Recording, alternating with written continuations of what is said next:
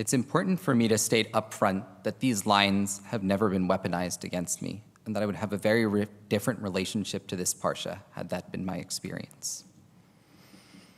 Many modern Jewish thinkers have laid out rich arguments in halakha, Jewish law, for how we as queer Jews can navigate these words. But those teachings still ask me to live within this particular framework that does not reflect my identity as a gay man. No amount of halachic ingenuity can change the reality that I live, in part, outside the boundaries of the Torah by being queer.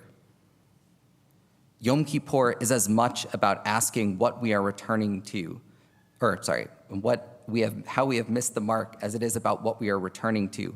And so instead of engaging in heshbon chanefesh as an accounting of my soul against the benchmarks of this scripture and its halakha, I want to talk about the power and hope I find in consciously living outside of the Torah and outside of systems never intended for my queerness.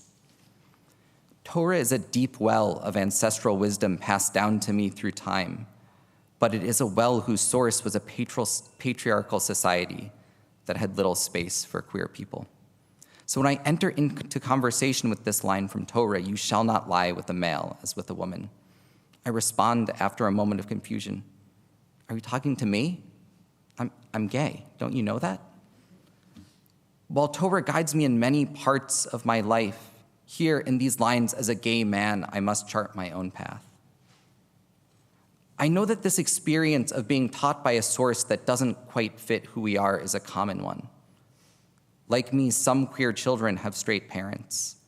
Some hearing children have deaf parents. Some children are a different race than their parents. Each of us must find the communities that can help us navigate our own unique identities when our parents or teachers cannot. There were moments when I felt deeply lonely in my own queer journey, a hiker lost in a dark wood searching for someone to help me find my way out. What parts of you have felt lonely, on the margins, or simply different? How have you had to find mentorship, community, or ancestral wisdom that went beyond what you were given? Rav Claudia asked if I would write this not long after the Supreme Court ruled this past June that states could restrict and ban gender-affirming care to minors. For me, this moment catalyzed the realization that all of the progress we as queer people have made legally over the past half-century could vanish with the stroke of a pen. Legal protections were progress working against a system not originally designed with me in mind. All of these rulings and laws of this progress felt like mountains hanging by a string. If this feels like hyperbole, remember that the last anti-sodomy law was struck down in 2003. Remember that gay marriage was only legalized nationally a decade ago in 2015. Remember that the Supreme Court held that discrimination based on sexual orientation was prohibited under the Civil Rights Act only 5 years ago in 2020. In the face of this history and of recent setbacks, I have asked myself the question, why bother with politics? But I know that legal rulings are progress and are essential for our safety, even if they are fragile. At other times, I have castigated myself for not doing enough politically, and have felt an urgency to fight even harder for the next ruling or the next election. But I also know that placing too much of my energy here is not productive either. This is as true for Torah as it is for our secular world. Passing new laws, creating new understandings of halakha is necessary, but it is not sufficient. What we need when legal frameworks fail to include us is community and calling upon the wisdom of ancestors who have also lived on the margins. I take comfort in the fact that living on the margins has been the Jewish and queer experience for the vast majority of our existence. And I draw strength from their imagination and their courage in this difficult time. I draw strength from ancestors who lived as conversos and lit Shabbat candles in clay jars in their basement. And I draw strength from ancestors who lived as roommates and shared a bed in the privacy behind closed doors. I draw strength from ancestors who cared for each other with dignity when the government turned its back on the AIDS crisis. And I draw strength from ancestors who cared for each other through mutual aid societies on the Lower East Side. I draw strength from ancestors who created new systems of worship after the destruction of the Holy Temple. And I draw strength from ancestors who created new models of relationships not based on patriarchy. I draw strength from ancestors who danced the hora during the pogroms of 19th century Europe. And I draw strength from ancestors who danced to Aretha Franklin during the raids of the Stonewall era.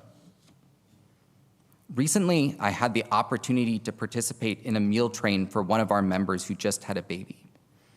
As I chopped the vegetables and boiled the pasta and carefully packed up the meal for these new parents, I felt connected to my queer and Jewish ancestors and the deep communities of care they built. I imagined all of the meals they created with love and with joy, and often with little else. These ancestors have taught me to find hope instead of fear, purposeness instead of aimlessness, agency instead of powerlessness, by gathering my community close, by caring for those I love, and by seeking joy. As I embark on my own journey of building a family, I know that I will navigate the realities of fertility law, adoption law, marriage law, both secular and Jewish. But I will continue to draw on my queer and Jewish ancestors, to find comfort in the story of Hannah and Sarah's yearning, to find strength in the stories of gay men who first sought to build families when such a thing was unheard of, to cherish the wisdom of the children's blessing of Shabbat, and to hold close the expansive definition of family found in queer lives. Legal recognition provides necessary protections and opportunities, but only community, only following in the footsteps of ancestors who also walk these paths before us, can bring flourishing and belonging. This Yom Kippur, do not hand yourself over to despair at the brokenness of our world and its systems, because all of us, even when we find ourselves at the margins, have within us the knowledge to create the space to thrive. Gomar Chatima Tova. Shukach. Thank you so much, Will.